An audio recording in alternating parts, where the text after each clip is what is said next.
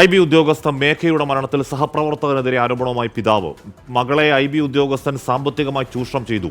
ഫെബ്രുവരി മാസത്തെ ശമ്പളം അടക്കം ഈ ഉദ്യോഗസ്ഥന്റെ അക്കൗണ്ടിലേക്ക് ട്രാൻസ്ഫർ ചെയ്തുവെന്നും പിതാവ് ആരോപിച്ചു.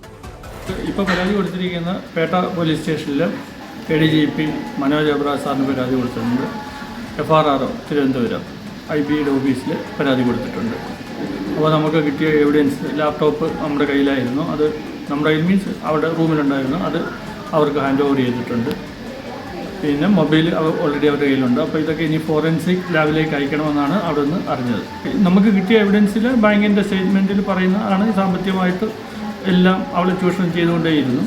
പിന്നെ അവൻ മലപ്പുറം ജില്ലയിലെ പെട്ട സുഗാന്ത് സുരേഷ് തന്നെയാണ്. പിന്നെ അവനെ IB അവരെ ജോലിയിൽ നിന്ന് മാറ്റി നിർത്തിയെത്തിക്കാനാണ് അറിയാൻ സാധിച്ചത്. അക്കൗണ്ട് സ്റ്റേറ്റ്മെൻറ്റ് എടുത്ത് നോക്കിയപ്പോൾ 80 രൂപ, അതായത് ഫെബ്രുവരി 28 കിട്ടിയ ശമ്പളം പോലും, അവസാനം കിട്ടിയ ശമ്പളം പോലും അവൻ്റെ അക്കൗണ്ടിലേക്ക് ട്രാൻസ്ഫർ ചെയ്തിട്ടുണ്ട്. AV ജയശങ്കർ വാർത്തയുടെ ജയശങ്കർ, ഈ സുകാന്ത് സുരേഷ് ഏത് രീതിയിൽ ഈ കുട്ടിയുമായി ബന്ധമുണ്ട് എന്നുള്ളതാണ് പിതാവിൻ്റെ സംശയം. എന്തിനാണ് അയാൾ ഈ ശമ്പളം മൊത്തം അക്കൗണ്ടിലേക്ക് വാങ്ങിയെടുക്കുന്നത് എന്നതിനെക്കുറിച്ച് എന്തെങ്കിലും ഈ അച്ഛൻ അറിയാമോ ജയശങ്കർ?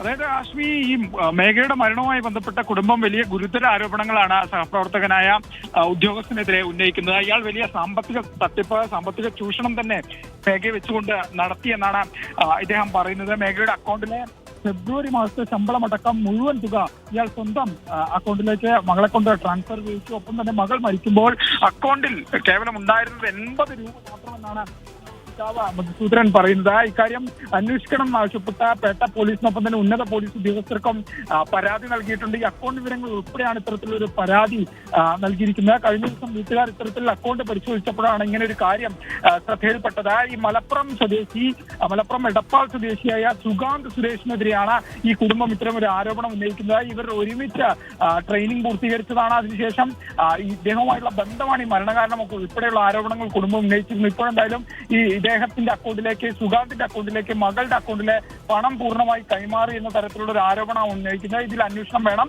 ഈ പ്രണയനൈരാശ്യത്തിനൊപ്പം തന്നെ ഇത്തരത്തിലുള്ള സാമ്പത്തിക വഞ്ചന കൂടി മകളുടെ മരണത്തിലേക്ക്, ആത്മഹത്യയിലേക്ക് നയിച്ചു എന്നൊരു ആരോപണമാണ് മധുസൂദനൻ ഉന്നയിക്കുന്നത്. ആശ്മി, എന്ന് പറഞ്ഞാൽ ആത്മഹത്യക്ക് അപ്പുറം ഒരു സംശയം ആ കുടുംബം കാണുന്നുണ്ടോ ജയശങ്കർ?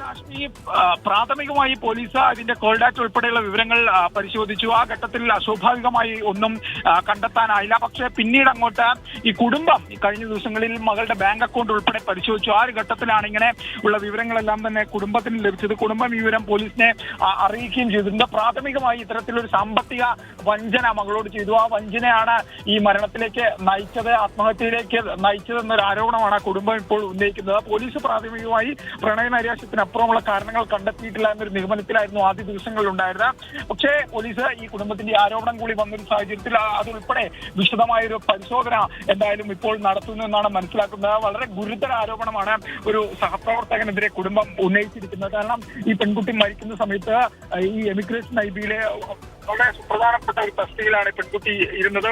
1 വർഷത്തിലധികമായി തിരുവനന്തപുരത്ത് ജോലി ചെയ്തു വരും. ഇങ്ങനെയുള്ള ഒരാളുടെ അക്കൗണ്ടിൽ 80 രൂപ മാത്രമാണ് ഈ മരിക്കുന്ന ഘട്ടത്തിൽ ഉണ്ടായിരുന്നത്. വളരെ ഗൗരവകരമാണ്. കാരണം ഈ അക്കൗണ്ടിലെ മുഴുവൻ പൈസയും ഇത്തരത്തിൽ ട്രാൻസ്ഫർ ചെയ്യുന്ന സാഹചര്യം. സഹപ്രവർത്തകരെതിരെ ആരോപണം ഉന്നയിക്കുകയാണ് മേഘയുടെ പിതാവ്. അതിൽ പ്രധാനം 1 മാസം വന്ന് ശമ്പളം അങ്ങനെ ഇയാളുടെ അക്കൗണ്ടിലേക്ക് പോയി. അപ്പോൾ എന്താണ് അതിൻ്റെ സാമ്പത്തിക ചൂഷണമാണോ മറ്റു വല്ലതുമാണോ എന്നൊക്കെ ആ ആംഗിൾ കൂടി പോലീസ് അന്വേഷിക്കട്ടെ. പക്ഷേ പ്രണയനൈരാശ്യം, ആത്മഹത്യ എന്ന് തന്നെയാണ് പോലീസ് ഇപ്പോഴും വിലയിരുത്തുന്നത്. അതിനപ്പുറം ഒരു പോസിബിലിറ്റിയിലേക്ക് പോലീസ് ഏതെങ്കിലും അന്വേഷണത്തിൽ കണ്ടെത്തിയിട്ടില്ല.